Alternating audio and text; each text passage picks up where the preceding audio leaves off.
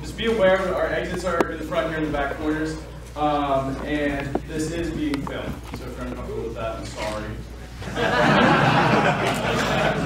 But as you know, we're here talking about PC culture, talking about freedom of speech,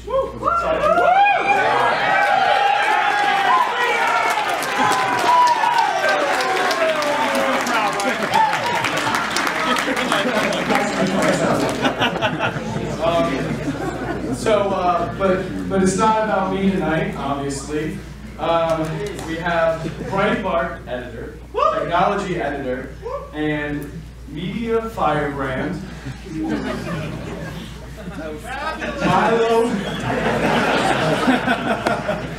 Milo Yiannopoulos.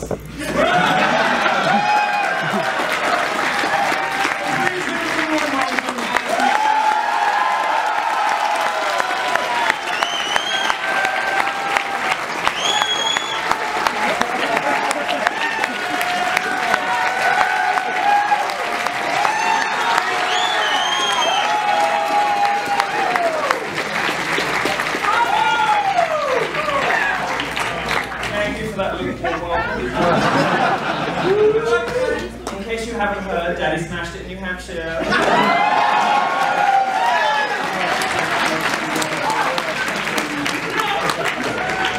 Well, Daddy's done good work in New Hampshire, so your sassy gay uncle has come to spread the love here.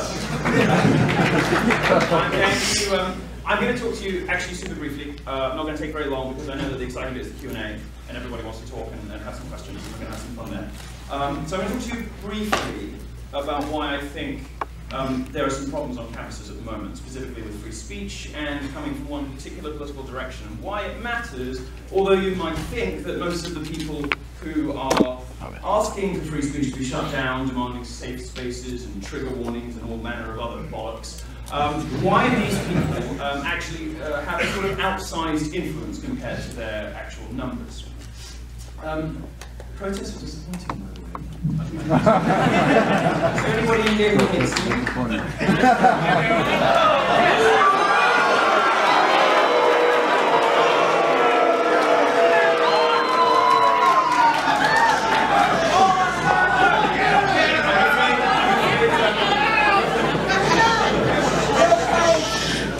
This is an event for sevens and above, so anyone who's got their hand up, please leave.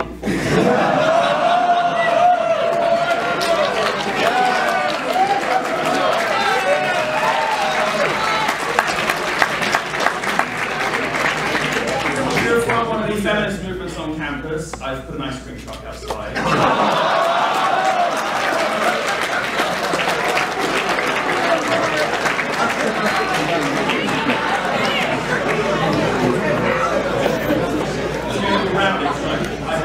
I'm going to rattle through this fairly quickly. Anybody here believe in any of the, let's talk briefly through the politically correct prescriptions of our age. Does anyone here believe that women are paid less than men for the same work? Put your hand up. Everyone who puts their hands up, you're idiots. Does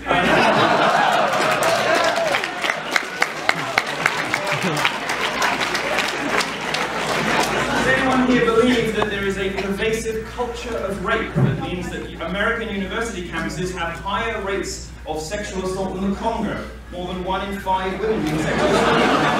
Does anybody believe that about American campuses? Anybody? No? Fewer idiots on that one. These claims, based on advocacy research repeated by credulous journalists, are designed to do one thing. They're designed to push a particular political ideology on you that is divisive, hateful, bigoted, in many cases racist, in many cases sexist, and it is simply not very much fun. And I like fun, so I want to talk to you about free speech and how free speech can be fun. Ow!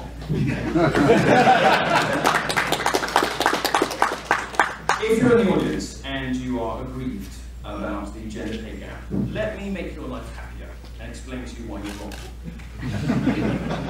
If you take all of the money that women earn and all of the money that men earn, and you do a simple sort of division, you will arrive at a figure of, let's say, 79 cents on the dollar. The problem with this is that it is babyish economics of the childish kind that only the progressive left could possibly believe in. The problem with this stuff is it doesn't take into account the different choices that women make.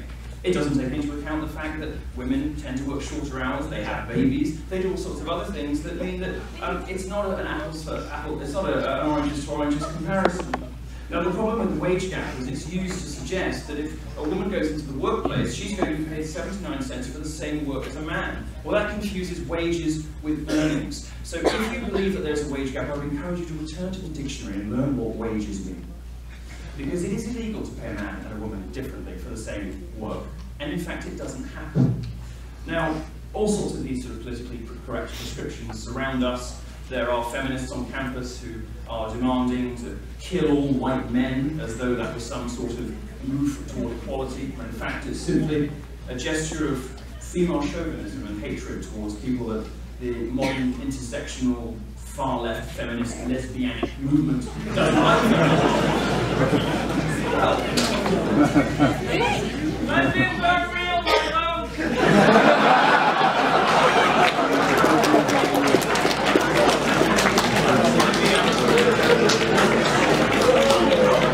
Somebody's been watching me too much on YouTube.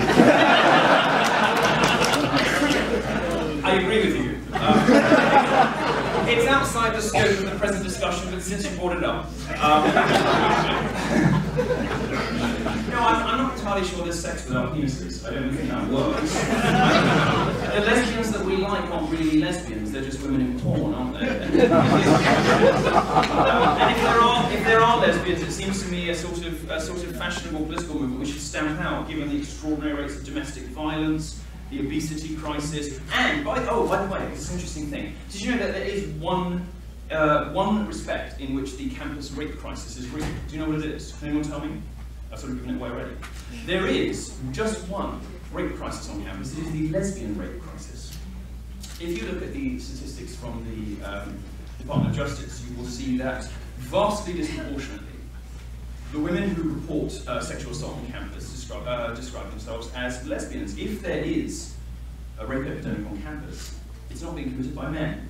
And if you look at the justice statistics, which are the gold standard, you'll discover all sorts of things that feminists won't tell you. I'm going to take on a really super quick talk, but I want to get on to questions very, very quickly about some of the things that are going on at other universities. Now, Rutgers doesn't have a completely clean pair of hands. You have a reasonable claim here to be one of the universities that sort of invented trigger warnings. You also have, you did. I'm imagining.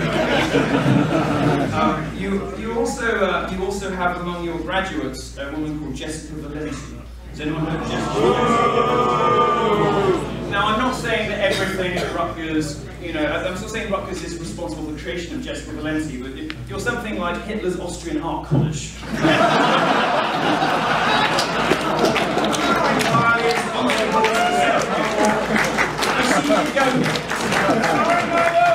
Okay, I forgive you. But yeah, no, I mean, Rutgers has an interesting history with this stuff. You have been at the forefront of many of these innovations. There's a strong feminist presence on campus. There's a strong Black Lives Matter presence on campus.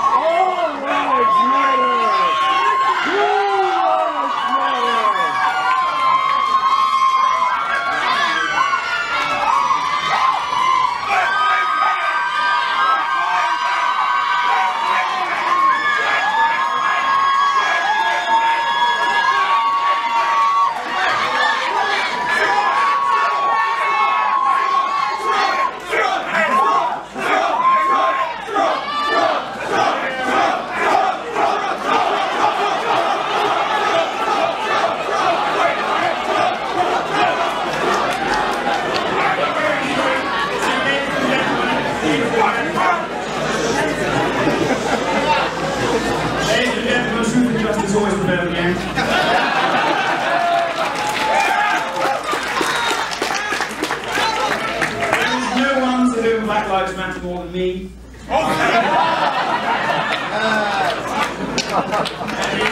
These segregated dorms that you guys want, well, you know where to find me. What I find interesting about the movement, regardless of their stated aims, is just how much like the KKK. Just how much like the KKK their objectives are. They want segregated dorms. They want to tear people apart.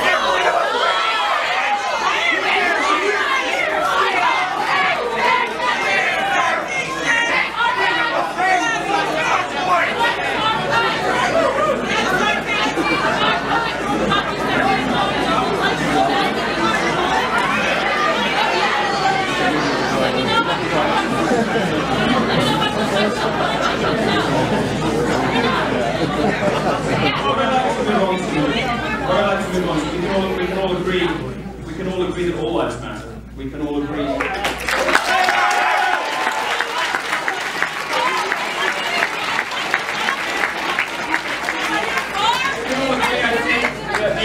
can all, I think, agree that chauvinism and divisiveness and spitefulness and hatefulness of the modern progressive movement, which drives people apart instead of bringing them together, is something that we should be doing.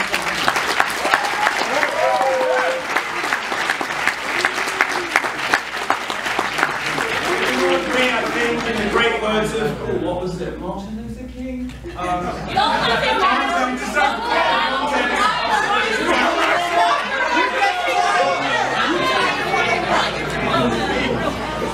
come here to listen to you! You believe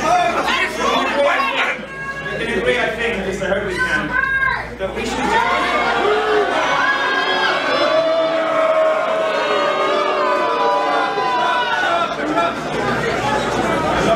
This is my favorite section of the audience.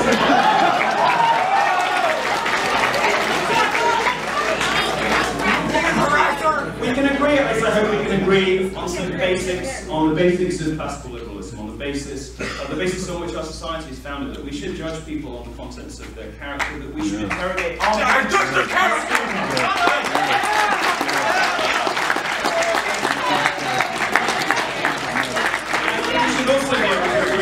I think we should also try at least to agree that the way to achieve equality is not to lie about rape. Oh, okay. To achieve equality is not to lie about how people are remunerated, as feminists do. Listen to your advice! Listen to your advice! Listen to your advice!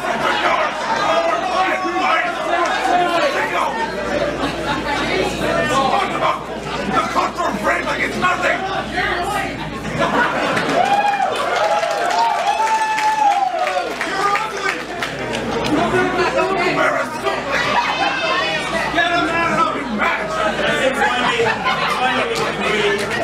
And we're going to get to questions because I can tell. What kind of access do you have?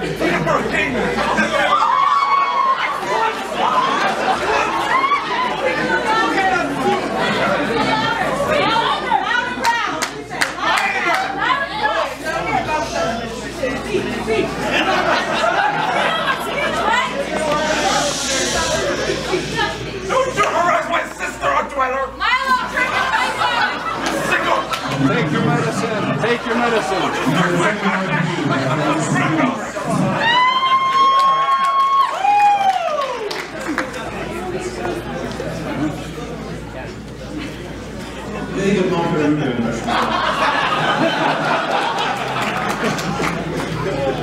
We can agree, I think, the purpose of the university, the reason that we are all here, is to interrogate new ideas, to discover new things about ourselves, to experiment with dangerous ideas, to experiment with new forms of knowledge and to meet new people, to introduce ourselves to new experiences and to learn more about the world around us. Up against that mission, up against what ought to be the central purpose of higher education, what ought to be the reason that we're all here, is a culture of safe spaces and trigger warnings, which seeks to insulate people from anything that might traumatize or upset them. Of course, they're not really traumatized or upset, they're just upset that someone disagrees with them. In my view, anybody who asks for a trigger warning in a safe space should be immediately expelled.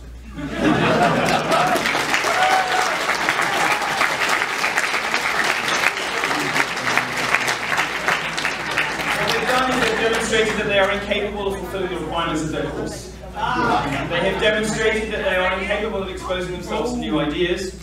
They have demonstrated that they are incapable of engaging in the humble pursuit of knowledge. This man represents hatred! You're born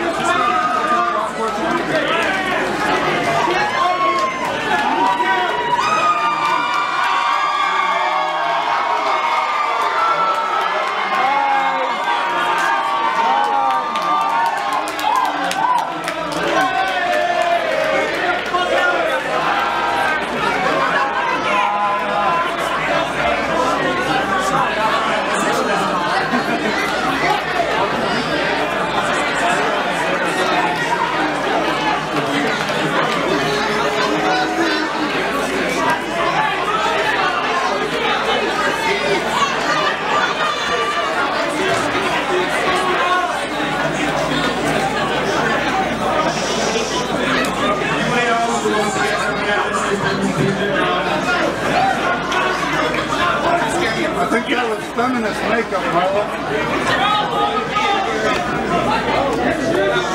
Let's go now. Okay, I think we've reached the...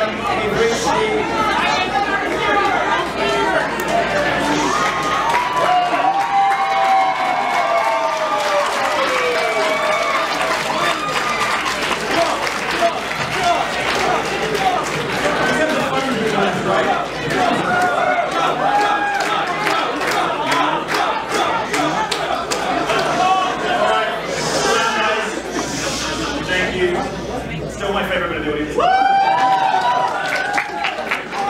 I think we've reached the limit of what we can constructively get through. I had more.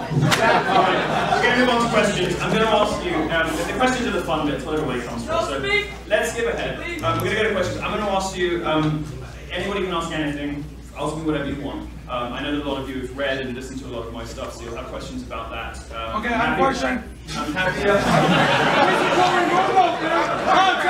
Get the fuck out!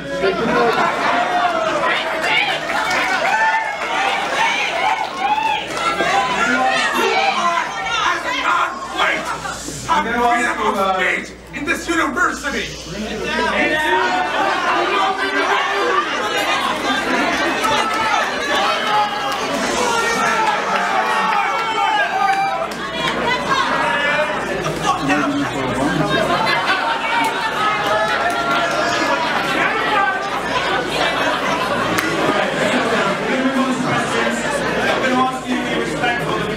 Questions. Some of them you won't agree with.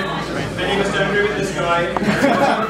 That's perfectly fine. We are here to interrogate new ideas after all. So we ought to, unlike the left, try to at least engage the other side of the argument.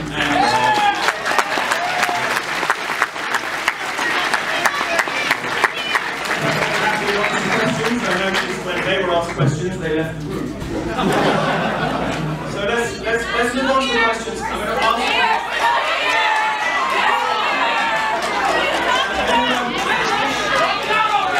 I'm going to ask you to be respectful of the other people in the hall. If you would like like to answer the questions, that would be a good way. Now, if you guys want to respectfully ask some questions, we're going to pick on some people. We're actually, all right, please, let's talk for a second. Go ahead, you pull the first one. Milo, what's up? How are you? Hello. I sent you a picture on Twitter with Ben Shapiro, and that's how I With know. who? With Ben Shapiro. Oh, dear Ben, we love that. Very short, but long. My question is, Yeah. how can you identify as being gay and be for the Conservative Party? Like, I agree with you that you can, but I want to play devil's advocate. Sure. Well, I think homosexuals are natural libertarians.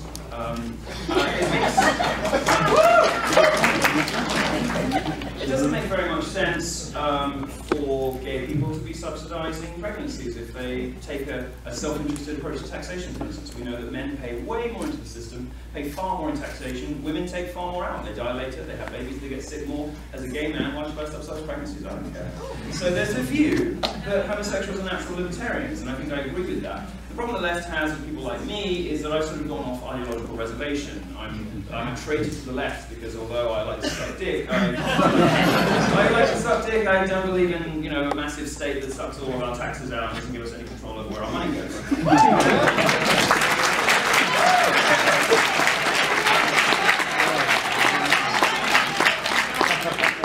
These views are considered dangerous, hence the name of the talk.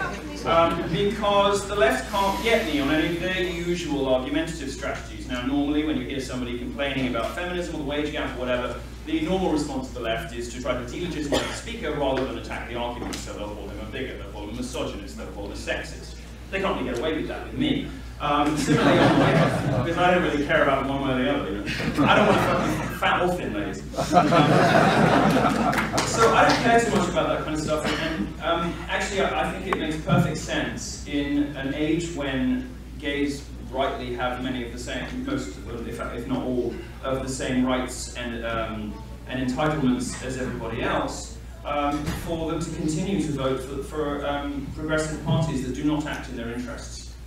Now, for me, the essence of gay culture, the essence of the best thing about being gay is the ability to be dissident, to be naughty, to be mischievous, to push the boundaries of what can be thought and said. That's the essence of drag culture. It's the essence of much of the many of the dissident gay thinkers of the past, William S. Burroughs, Quentin Crisp. I like to think of myself as being in a similar tradition. The people, these sort of dissident gay thinkers are given license to think outside the box because they're not constrained by the traditional structures like marriage, which is why I think gay marriage is a bit of a shame. Gay people are where Mother Nature experiments, where she plays around and sees what's possible, which is why gays are so overrepresented in artists, philosophers, politicians, many of the sort of leading elites of the world. Gay people are very overrepresented in those groups. We have higher IQ than the rest of you, on average, as well, which doesn't hurt. So I don't see anything particularly contradictory about being conservative and gay. I think it's probably more accurate to say I'm libertarian and gay, and I think that simply makes perfect sense. Yeah, that's about it.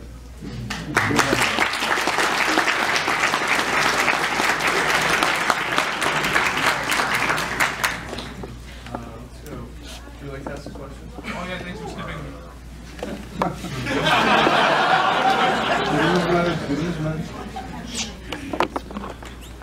Oh yeah, I'm sorry. Because the sun's kissing me too much. Someone tries to question. Hello. Also, I suppose fellow gay. Hello. Honey. Do you have a question or raise your identity?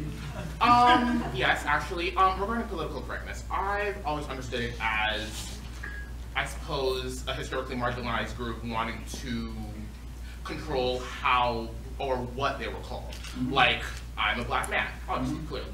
However, beforehand, until very recently in our history, there were lots of other words that I could have been called. Mm-hmm.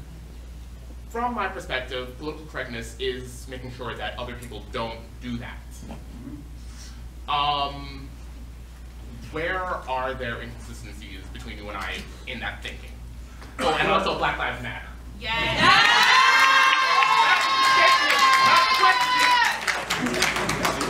So I think the differences between, there are three related terms here that I don't think have very much to do with one another. There's courtesy, there's racism, and there's political correctness. Now, courtesy describes a set of codes that we all use to navigate the world successfully and to communicate with one another. The reality is that we're all a little bit sexist and we're all a little bit racist. Everybody is, to a larger and lesser extent. Now, the left believes that you can stamp that out by policing language. They think that if you change the words you use for things, that you can change reality. Well, you can't. You can't make people unracist by banning the N-word. You can't stop people being homophobic by banning school children from using the word gay in the playground. That's not how it works.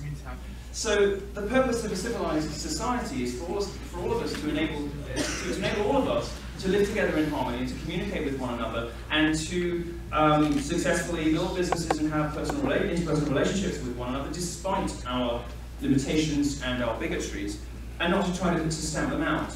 Now, that's what we call courtesy or etiquette and politeness. Racism is something different. The N-word is racism. That doesn't really fall into that bucket.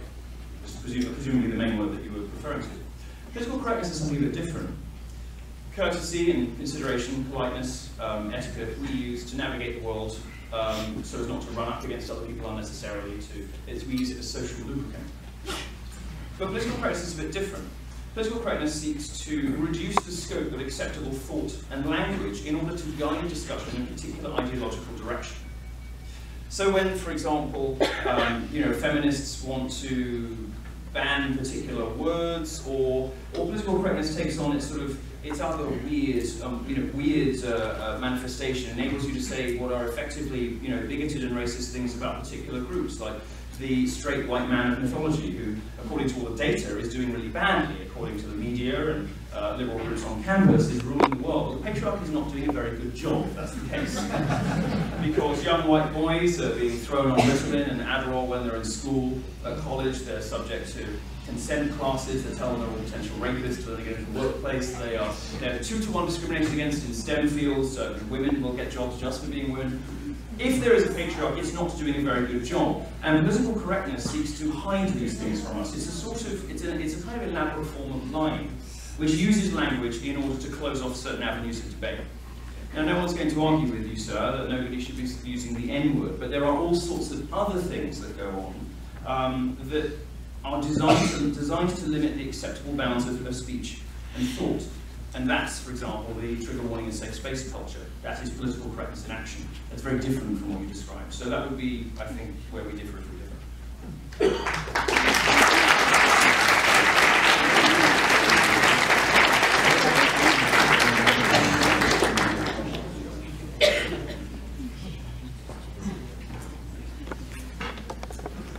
So I have a question. You said earlier you believe that you think that the Black Lives Matter movement and the KKK are equivalent.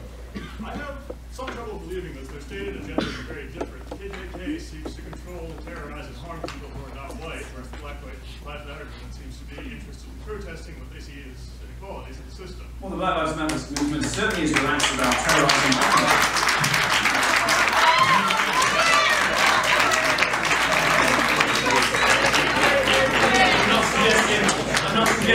I didn't actually call them equivalent. What I said was the world they want looks quite similar. In terms of the segregation they want, the sort of racial divisions they like to show.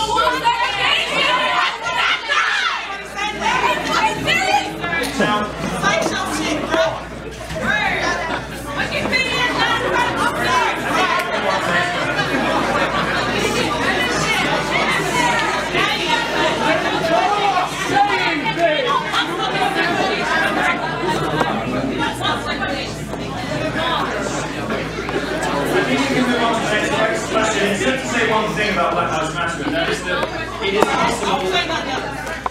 I'll say one more thing about Black Lives Matter.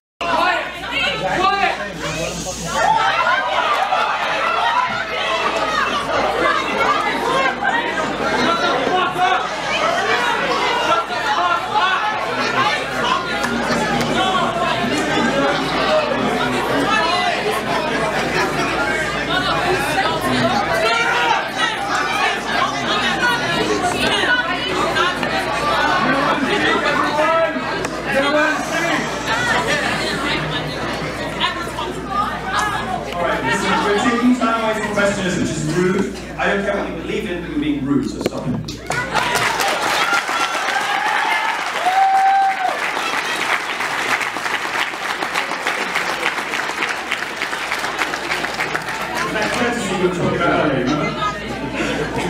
I think it's possible to believe that, as I do, that black people have some valid grievances in this country. That the legacy of slavery is still with us. That black people deserve some restitution. They still are owed something.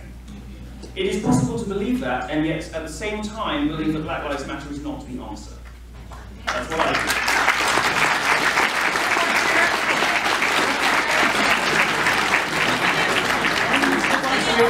To equate, as Black Lives Matter so often does, anybody who disagrees with their particular methods. So what's the answer?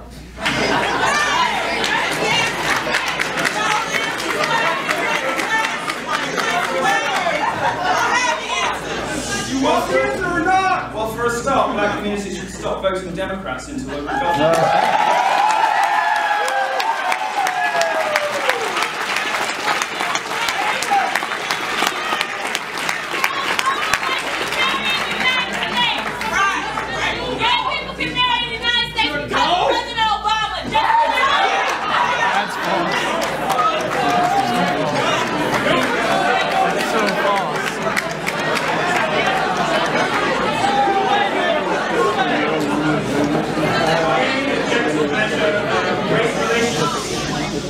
By any objective measure, race relations compared to when Obama came into office are a disaster. Obama has done nothing.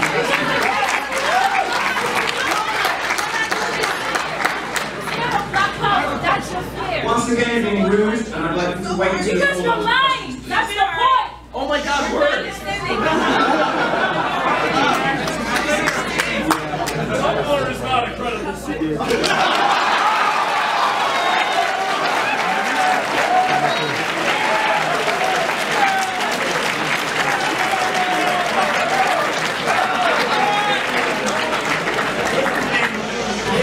About the American university system of Black Lives Matter movement hasn't understood yet.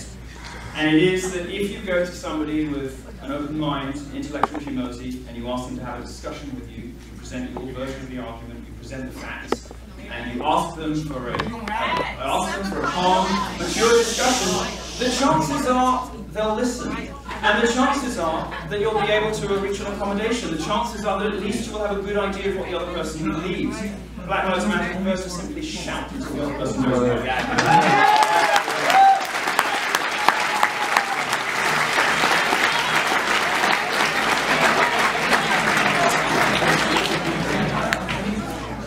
we can move on to the next question. Shall I just point it to the end? Yeah. Milo, what are some of your favorite designers and brands?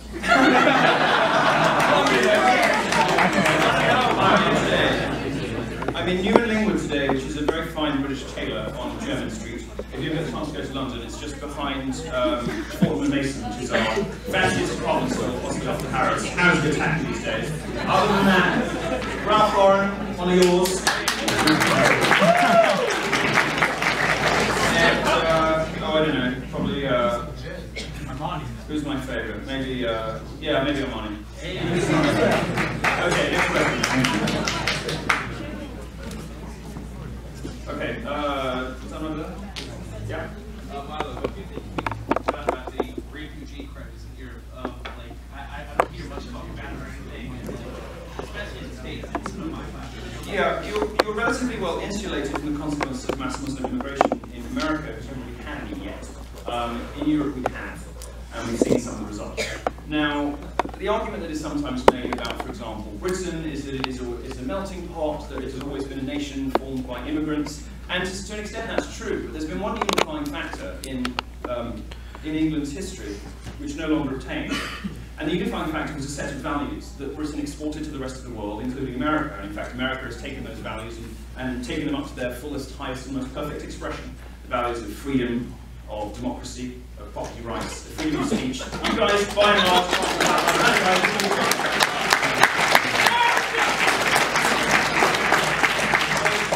it makes me sad to see America slide into European-style healthcare and European-style language policing under this president.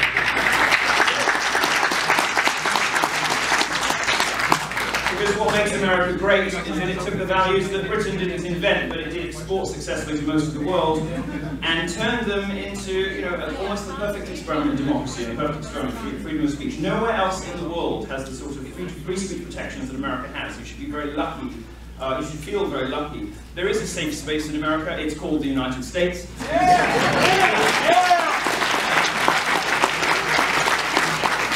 what enables you guys to be rude. It's what enables you guys to be awesome. It's what enables all of you to say what you feel, how you like. And that safe space, which we call America, is the best distillation of those values. Now, the problem is that those values are under threat in Europe, and the threat that they're coming under is from radical Islam. Politicians have lied for generations, and the media has lied for generations to voters about what exactly mass Muslim immigration would mean. I wrote a column saying, as a gay man, I'm relatively terrified of it, because I've seen what happens in Germany, I've seen what happens in Sweden. In Sweden, government officials said that gay people were being unnecessarily provocative for having their gay pride march go through a predominantly Muslim area. Extraordinary. Well, actually, that's the point of gay pride. It's to stick two fingers up at reactionary, bigoted, backward cultures.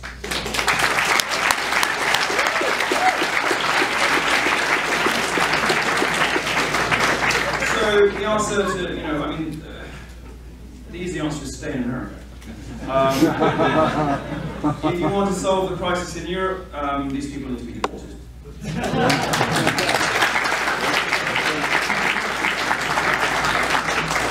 Next question, please. I'll come this side next. I'll answer this one. So, like, the radical feminists, before they got the narrative, they actually had some things going wrong with them, and then when they actually did get the narrative and they got into government and did all the things, they won, and now they had to go quit their job and actually get a actually paying job or marry a rich person, right? So then, what's the question, sir? Okay. That's what I heard. Anyway, so the men's rights movement is going to do the same thing. It's going to succeed to the feminist thing, going to get the government, passing laws, getting the narrative. Are we going to see the same thing happening with men's rights, sort of like these radical masculinists? Yeah, I'll talk to you a little bit about men's rights movement. I'm not a men's rights activist. The reason that I occasionally write things they like is because, by and large, they're right. They are right in many cases about the way that society is being re-architected to be quite hostile toward men. They are right about a media culture that makes it perfectly socially acceptable to say, kill all white men. Makes it perfectly socially acceptable to say the most appalling, bigoted, nasty, spiteful, vicious things about men, and for the most part women, so we can take it, that if they were reversed the other way would be considered the most appalling sort of sexism. Now, the media has created an environment in which it is open season on men. And for the most part, men being stoical creatures have sort of just put up with it. It's reached fever pitch now, it's reached such extraordinary proportions that even women are giving up on feminism because they realise that it is a poisonous creed that pushes the genders apart.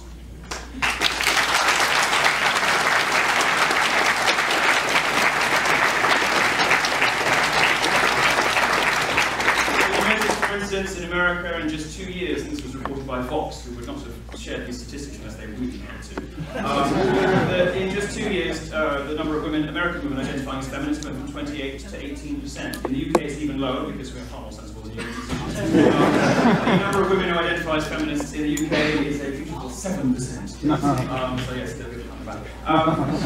What women recognise, I think, rightly, is that although the feminist movement of the first and to some extent the second wave was one of the great achievements of civilization, one of the best things we ever did, one of the greatest things that we have done that we can be proud of is giving women the vote, giving women equal access to our institutions, and treating them equally in the workplace. That is not something that most of the world can claim, and we should be proud of having done it.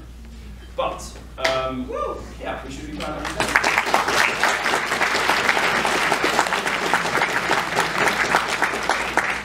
I mean, it seems slightly silly to congratulate ourselves on giving the women the vote. And that's precisely my point. It seems obvious to us. It isn't in most of the world. And just like free speech isn't obvious in most of the world, just like many other things that we take for granted aren't obvious in most of the world. The problem with modern intersectional feminism is it's become, as Christina Hoff-Summers likes to say, a sort of female, yes, she's one, yes. By the way,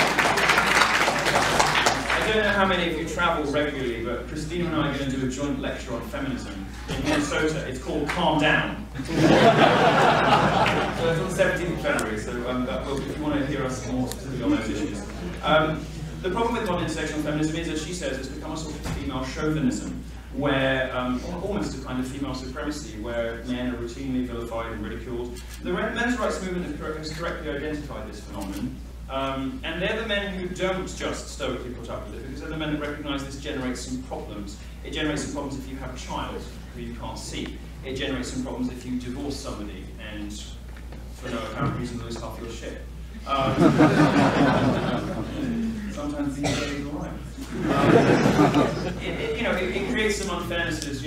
Women cannot at once shriek at men for holding doors open for them, and at the same time claim, demand the sort of courtesy and consideration that we have, for example, enshrined in our tax code, where they get to pay much, much less in and take much, much more out for no apparent good reason. So the men's rights movement, from my perspective as a gay guy, mostly right about things. Now, I don't particularly like the tenor of a lot of the conversations they have, but consider this. Men have been told for 30 years by feminists that women want to be treated just like men, that they're just the same, they're exactly the same, there's no difference, any difference between the genders is socially constructed, women are just as tough and just as able as men. In many cases they are, but in many cases they're not as tough as men. And in many cases, women actually are sensitive creatures, and what feminists have done is sort of beat out chivalry from the public square, which I think is a shame. They've encouraged men to treat women not as precious objects to be worshipped, but rather as combatants in a culture war. I don't think that's healthy. And when feminists tell men, treat us just like you treat each other, well, that's what the men's rights movement does. Because taunting is how men bond. If you go into a locker room, which I have, if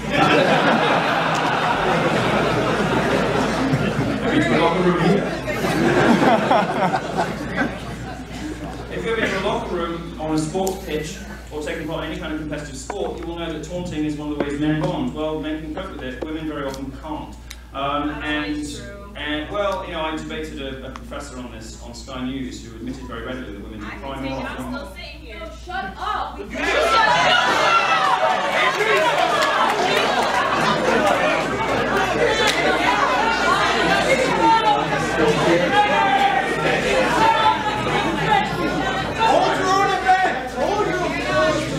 Let's move on to the next question.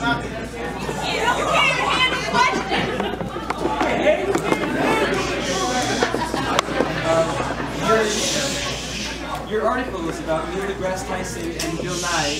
Yeah. They've legitimized views that I've held for a long time. I know they're not your most popular work, but are you going to continue with that, and who's next? Because I would love to I have a series. Scientists who are actually really stupid. my series started with Neil deGrasse Tyson, who was very stupid. Bill Nye, who was very stupid. I'm not sure where to go next with it. I'm thinking Michael Mann, who is the hockey stick curve guy, one of the most discredited memes in science, or possibly Stephen Hawking. I haven't decided yet. Okay, Sam Harris. Next question. Let's get more from the side. Yeah, over there. Yeah. Milo, my question to you is, do you think Black Lives Matter is what the proponents of it make it out to be, a systemic, deliberate killing of black men targeted by the police? If so, what would it take for the movement to blow over? Will time just alleviate the sort of tension we see as a result of this? It's very obvious that the approaches so far haven't worked. I understand why black people in this country are angry. They deserve to be. They're right to be angry. But the sort of racially divisive, hateful, intolerant, yell until they shut up and go away, intimidatory tactics of Black Lives Matter is very clearly not the way to repair tensions between the races. You don't fix a society and enable people to work together and be happy together and live, love, and prosper together by driving division between the races, and that is the effect of Black Lives Matter. That's very simple. What happens with this movement? Who knows? I think that much of the impetus of Black Lives Matter comes from a sort of white liberal guilt, and see a lot of the journalists who support it most fervently in the media are all sort of bitter 35-year-old white liberals. And very often they buy into this sort of, oh, we're responsible for all the awful things in the world. Well, let's just get real on this, okay? Well, yeah, but we also went to the moon and built the internet and...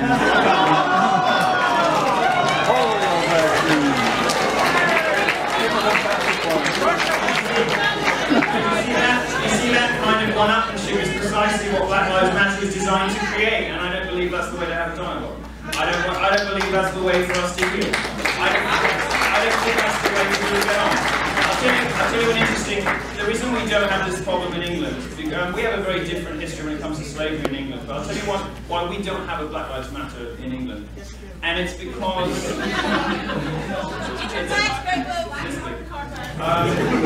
it's because the majority of black people who came into England originally, Afro-Caribbeans, came with the same set of values that many of the white locals had. They believed, many of them had gone to English schools, they believed in some of the same values British people have, and this is one of the reasons why, in Britain at least, Caribbeans have some of the highest rates of interracial marriages of any group in Britain. Because the black people that... Caribbean. Sorry? How did they get to the Caribbean? As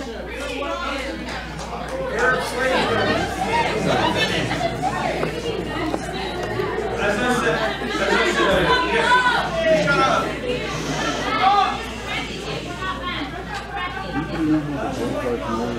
said earlier, we don't have the same problem with this in the UK, partly because we don't have such a large community that is so obviously deserving of restitution.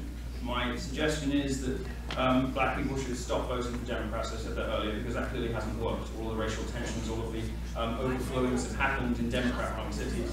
And they've happened because black people vote badly. They vote for Democrats. What they should be doing is voting for people who are going to instill a sense of aspiration in local communities and not perpetuate victimhood.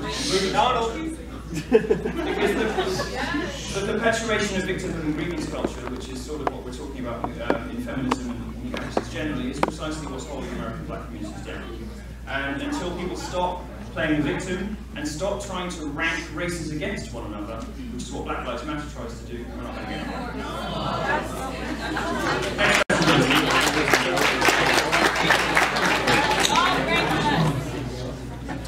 The only time I want to be up against a black man is after the local game. Next question.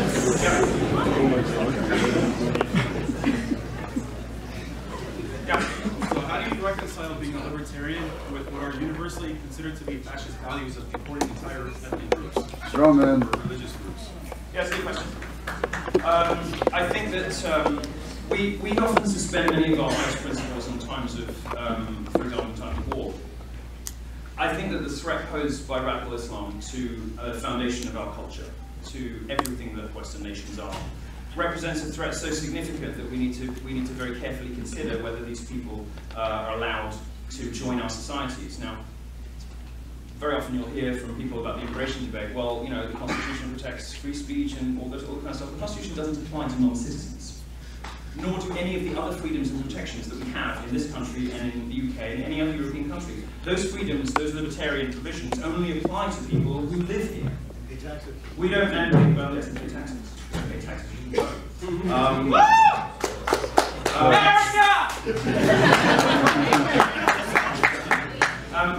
We're not under any obligation to import barbaric, backward cultures, which suppress women, which discriminate against homosexuals, which are the genuine patriarchy, if there is one anywhere in the world.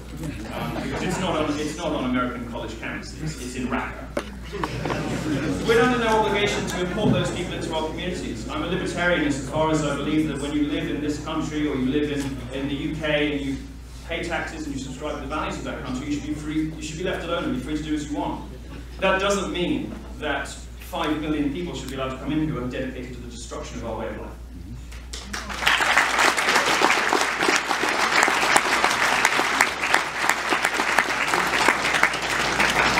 Next question. So one thing that's really interesting about this